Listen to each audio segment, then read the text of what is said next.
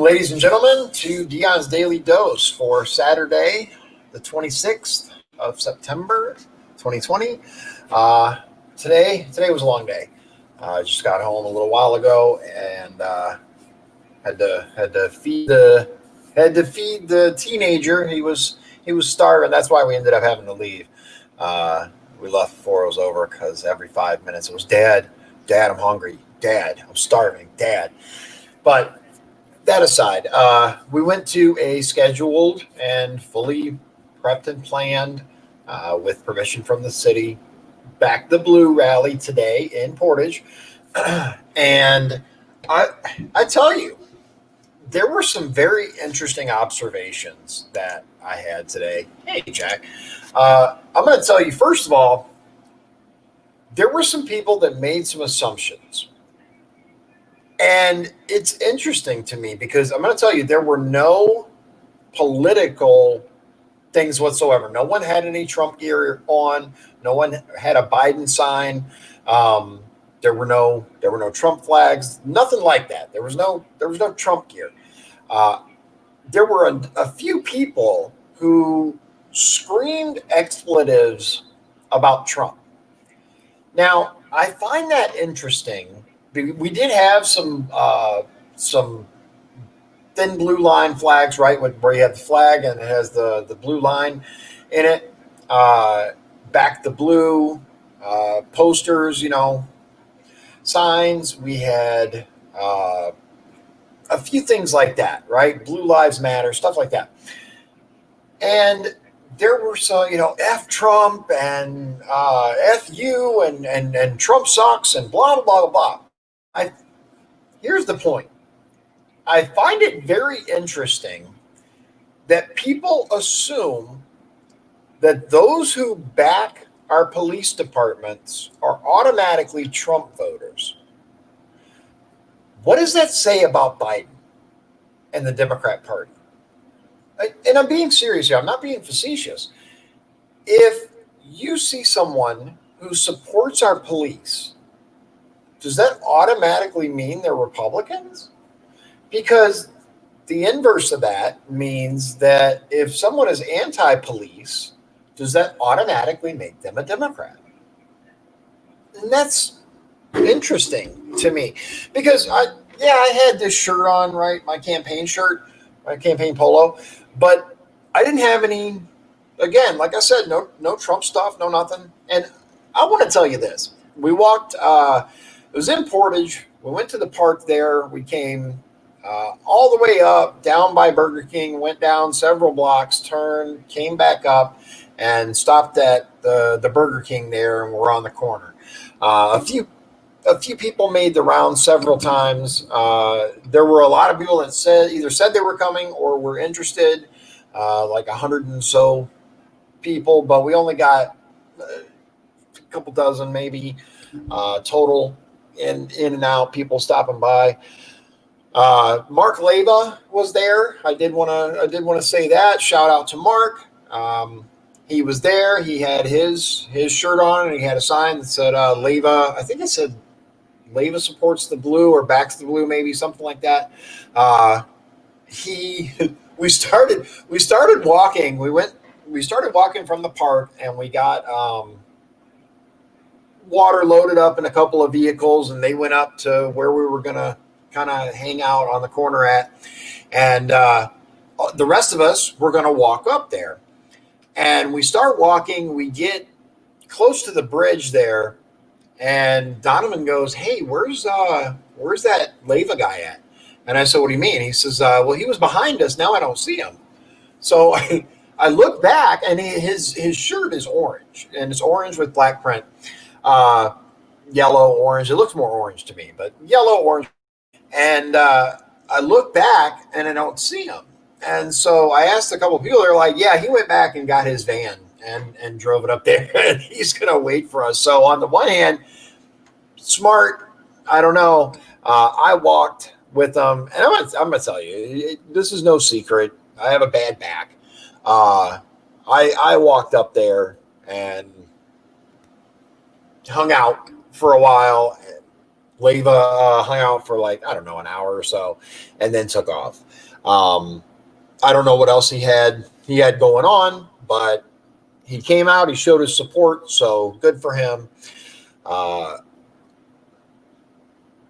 I, I want to tell you, we had overwhelming support. People honking, waving, thumbs up, smiling, all that. For every at least 15 to 20 horn honks and waves, one negative, right? Maybe. It overwhelmingly positive. We had a couple of people. There was one guy who stood on the opposite corner and was screaming stuff at us, but it's such a big intersection there that we couldn't hear anything he was saying. Uh, a lot of movements and screaming, but again, he's so far away that we couldn't hear him. Something about Jesus and like Jesus, Satan, Trump, something, something, something, and he was just yelling over and over and over. And then we had a couple of people that would drive by and flip us off because apparently being pro police is bad to some people.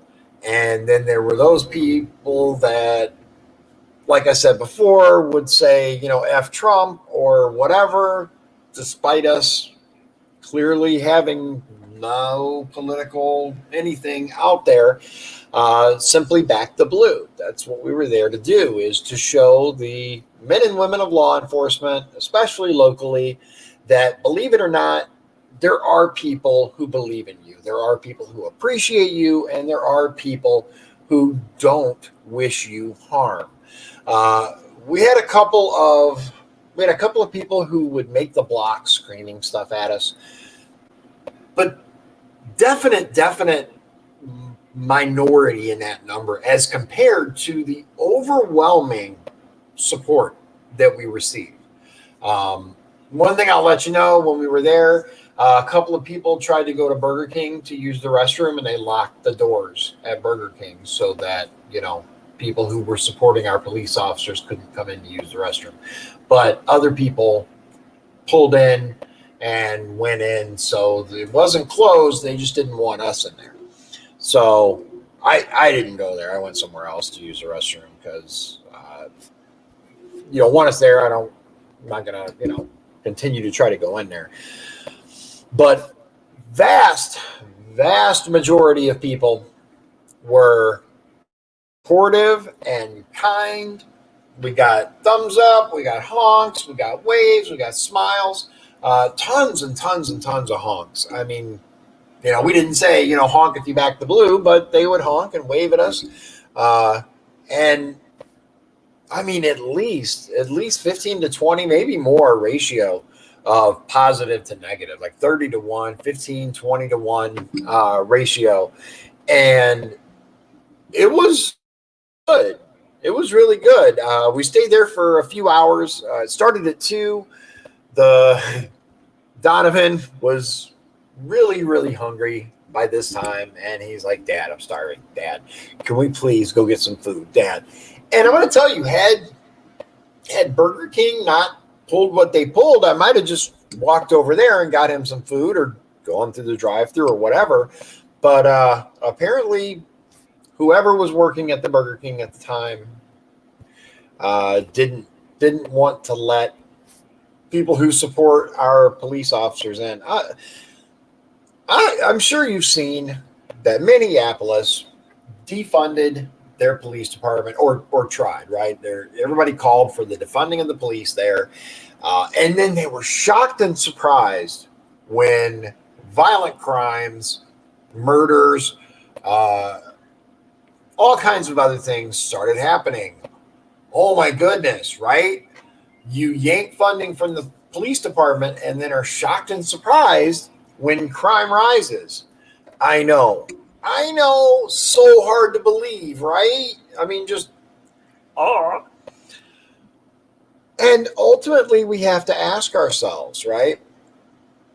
Is the way forward Oh, by the way, latest update, because I actually looked it up before I went, because I was gonna say some stuff, but we didn't feel like there were enough people there initially to give speeches or any of that stuff. We just kind of got together, had a prayer, and then walked up there, hung out for a little while, showing our support for the men and women in blue. But I looked up the latest the latest happenings, if you will, on the Minneapolis Police Department and their the city council's defunding efforts.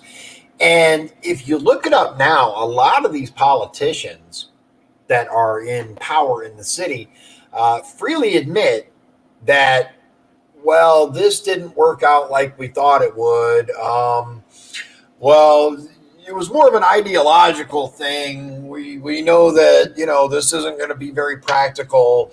As a matter of fact, we have to kind of start rolling back and blah blah blah blah blah. It's always the same stuff. They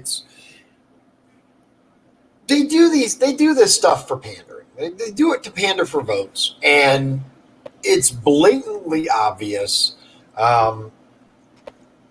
That's kind of where we're at. I don't understand people that have this mentality. Oh, there he is. This is the gentleman that put it on. Of course, we absolutely were thrilled to be there. We appreciate you setting it up, and we were happy to come out. I'm going to tell you, we have seen some of the most heinous things happen to our officers lately. Just people walking up to the car and shooting them, people setting traps for them. Just insanity. And I don't understand how people can honestly, truly believe that demonizing law enforcement and pulling the plug on their funding is the way to safer neighborhoods. It blows my mind. There are ways to address, because look, no system is perfect. Our legal system isn't perfect. I agree with that. I agree that there are issues that need to be resolved. But demonizing the men and women of law enforcement is not the way to do so. Just like at Indiana State Prison when I worked there, you would have that tiny little fraction of screw-ups, that tiny little faction of people that just would do the dumbest stuff possible. Those are the people that make the front page, but they are the very, very tiny minority. Just like we experience today, right? Today, you have the vast majority of people showing support. I'd say even over half of the people that would pass by would show some degree of support, even if it was just a wave, a thumbs up. We had people, this is the kind of protest I'm talking about. This is the kind of support that we need to see. The majority of people were very supportive, but we would have that tiny itty bitty little fraction of people that would come by and either scream something stupid out of the window. And many times it was really difficult to understand. Just so you know, if you drive by a protest and you scream something, most of the time people have no idea what you're saying. They just don't. I had no idea what most of these people were saying. Generally, you can pick out the ones that are negative because they got that furrow on the face. They got that half twist in the face that's like makes them look all clawy or whatever. And I find it interesting the level of twisted anger generally that goes into opinion. Remember, these are the people that talk about how generally who talk about how hateful Trump is and how hateful the right is, but the police aren't burning down our cities. The police aren't attacking law-abiding citizens. The police and conservatives are not terrorizing populations. They're not attacking people because they believe a little differently than they do. We actually had a mini, I think it was an SUV. I think it was an SUV or minivan. I think it was an SUV that drove by, and this girl in there yelled out "Black Lives Matter." I was like, okay. Someone asked her or replied to her that all lives matter. She's like, no, they don't. So wait a minute. Whoa. Your life doesn't matter? And her actual answer was, no, it doesn't. These are people that are brainwashed. They are delusional. Absolutely delusional. And it's unfortunate. They have been indoctrinated into believing that either they are lesser human beings, or that because they have experienced privilege for most of their lives, that they don't deserve the same things that everyone else does, like simple human respect and life. And it's tragic. That's really what it comes down to. Ultimately, it is tragic. I struggle with understanding how people can wake up every morning and feel like your life has less value than any other person out there. This is something that is being preached and indoctrinated. Our students, our many cases, family members are being indoctrinated into this belief system. Real quick, I'm going to share something with you that I actually just learned before I came on. Let me see if I can bring it up. I didn't get a chance to open my link like I normally do. Let's see. I think this is it. Yeah, here it is. So, again, I just saw this right before I got on. And this is my issue with things like these lives matter, these lives don't, whatever. And I just want to show you. So, an Atlanta activist apparently spent $200,000 in Black Lives Matter donations on house personal expenses, according to the FBI. Sir Major Page, 32, is facing fraud and money laundering charges. The FBI has arrested the founder of a Black Lives Matter group in Atlanta on fraud and money laundering charges. Sir Major Page, 32, was accused Friday of misappropriating $200,000 in donations he solicited through Facebook on behalf of Black Lives Matter of Greater Atlanta, Fox 5 Atlanta reported Friday. Page was arrested in Toledo and released on bond after appearing before a judge via video. He did not immediately return messages Saturday from Fox News. The Toledo FBI office opened an investigation last year after a cooperating witness submitted a fraud complaint against Page, whose real name is Tyree Conyers Page, FBI agent Matthew DeSorbo said in the complaint. Page founded Black Lives Matter of Greater Atlanta in 2016, and this year took in more than $466,000 in donations in June, July, and August. So over $100,000 a month, like 125, 150, 175. I don't know. It's not broken down, but $500,000 over the course of 3 months.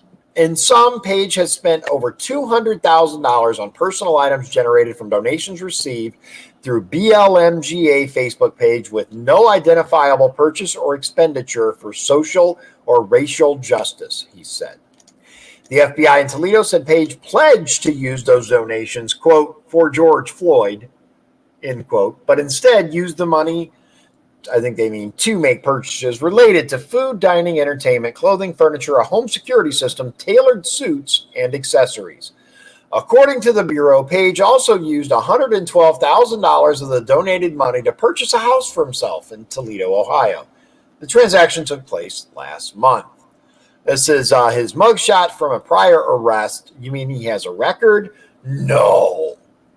Black Lives Matter of Greater Atlanta could not solicit donations after losing its tax-exempt status as a charity in 2019 for failing to submit to the IRS 990 tax returns listing donations and expenditures. Fox 5 reported in 2016 that Page became a familiar face at Black Lives Matter marches in Atlanta to protest fatal police shootings. He was part of a group of black activists who met with then Atlanta Mayor Kasim Reed to demand changes in police training and tactics. Page even spoke at a joint news conference, according to the station.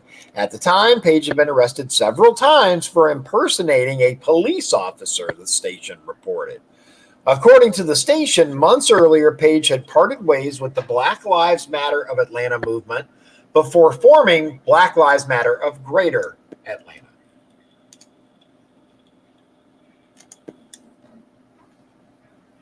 Now, what does this mean?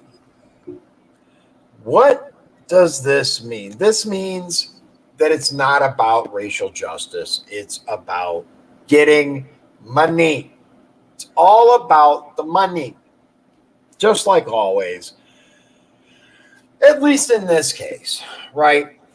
And it's unfortunate because all other things aside, are there people who are using this for political purposes? Absolutely. But I'm willing to bet that your average college student just believes the rhetoric that they're told.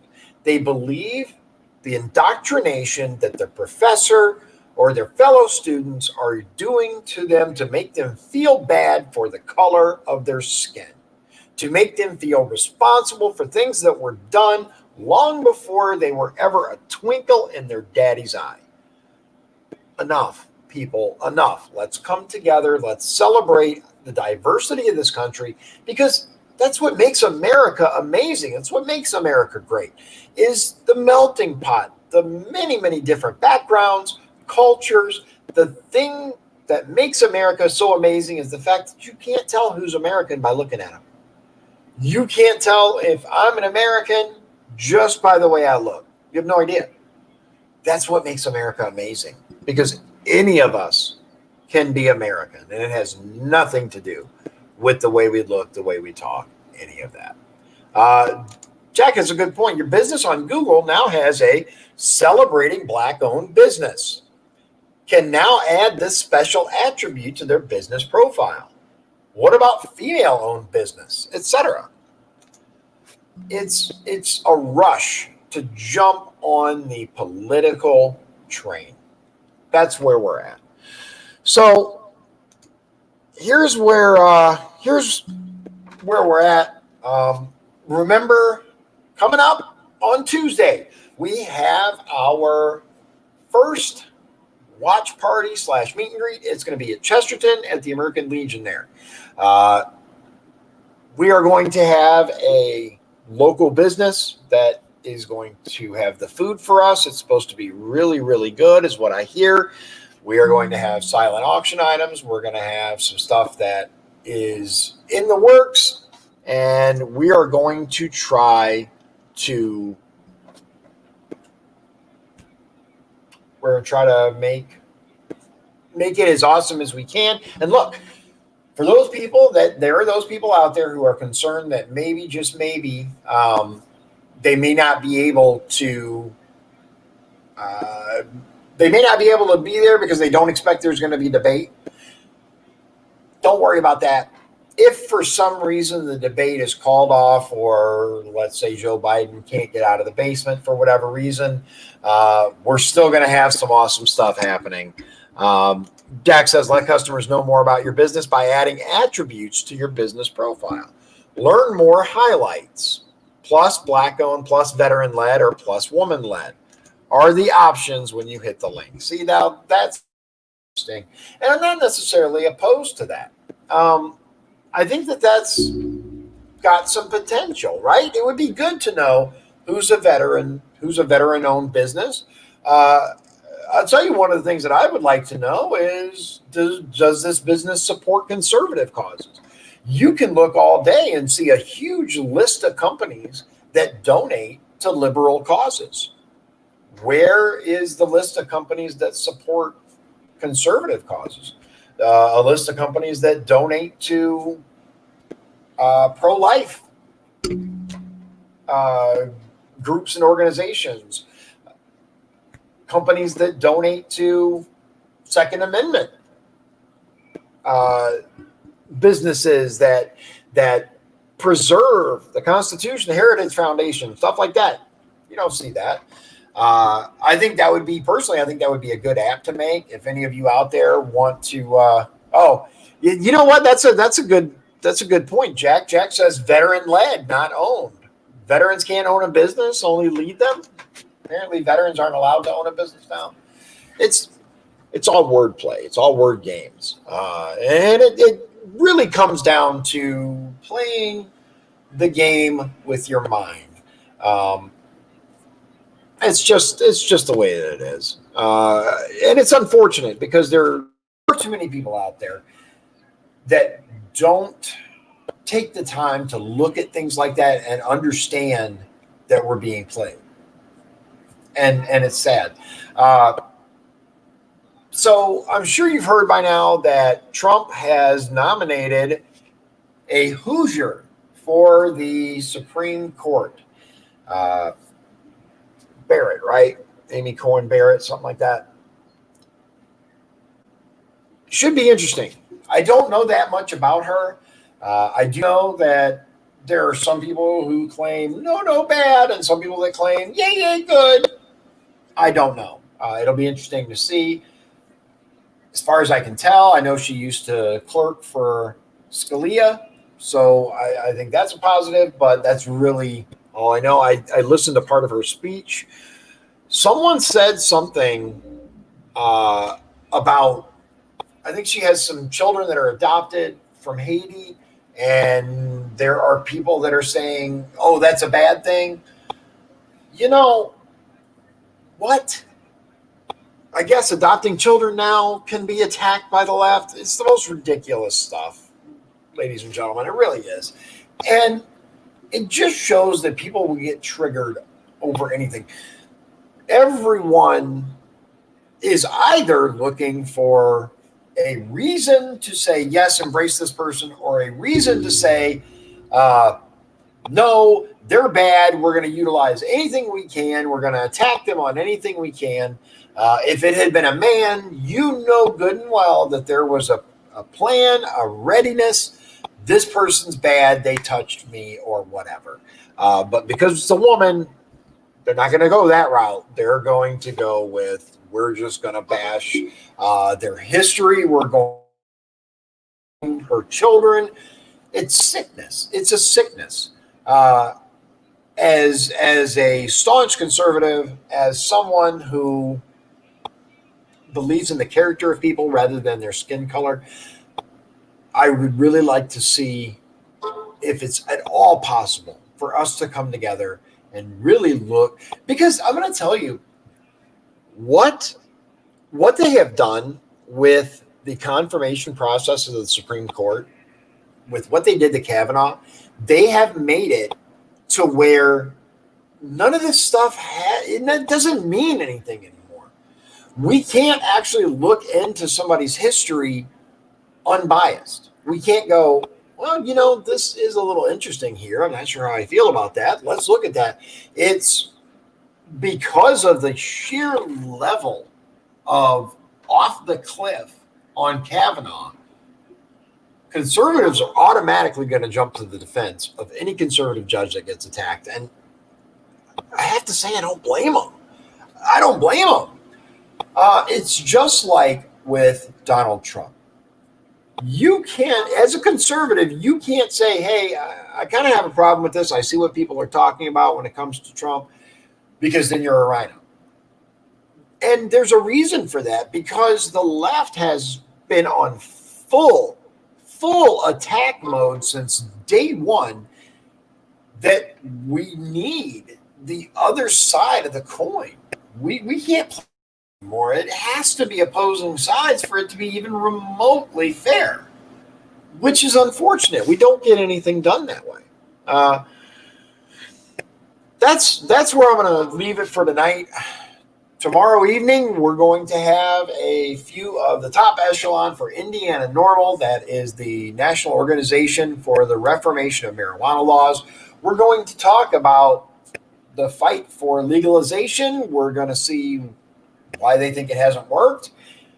Will it work moving forward? What if we get more conservatives into office that are willing to at least have the discussion? People like me.